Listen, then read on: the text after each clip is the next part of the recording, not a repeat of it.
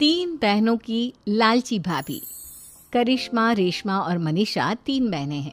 उनका एक भाई भी है, मयंक।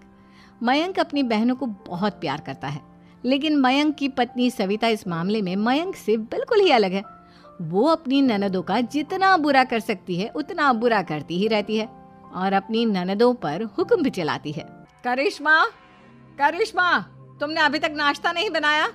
तुम्हारे भैया को ऑफिस जाने में देर हो रही है। हाँ भाभी, बस अभी बनाती हूँ। करिश्मा, तुम ये ढीलापन छोड़ दो। कल को पराए घर जाना है। वहाँ अगर तुम इस तरह से काम करोगी तो लोग क्या कहेंगे कि माँ ने और भाभी ने कुछ सिखाया नहीं। और तुम्हारी दोनों बहनें कहाँ हैं? अब रेशमा मार्केट गई है और मनीषा सो रही है। क्या? सुबह के 8 बज रहे हैं और ये महारानी अभी भी सो रही है? ये कहते हुए सविता अपनी सास दुर्गा देवी के पास जाती है। माँ जी, देख रही हो अपनी बेटियों के तौर तरीके? क्या हुआ बहू, सुबह सुबह क्या कर दिया मेरी बेटियों ने?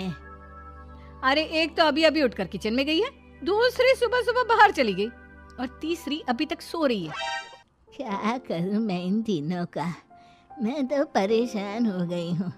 जा जाकर उठा उसे और रेशमा से मैं बात करती हूँ। सविता सीधा मनीषा के कमरे में जाती है और उससे कहती है, महारानी जल्दी उठो, सूरज सर पर आ गया है। भाभी थोड़ी देर और सोने दो ना, मैं रात को लेट सोई थी। वो क्या ना, यूनिट टेस्ट चल रहे हैं। शराफत से उठती है या नहीं, या फिर पानी की भरी बाल्टी डालूं तेरे ऊपर? नहीं भाभी, मुझे बिस्तर में नहीं लाना, उठती हूँ मैं। मनीषा जल्दी से उठकर बाथरूम में चली जाती है। सभी आराम से बैठकर नाश्ता कर रहे होते कि तभी रेशमा बाजार से हाथ में सामान लिए आ जाती है। रेशमा को देखते ही सविता उस पर बरस पड़ती है। लो, आ गई महारानी।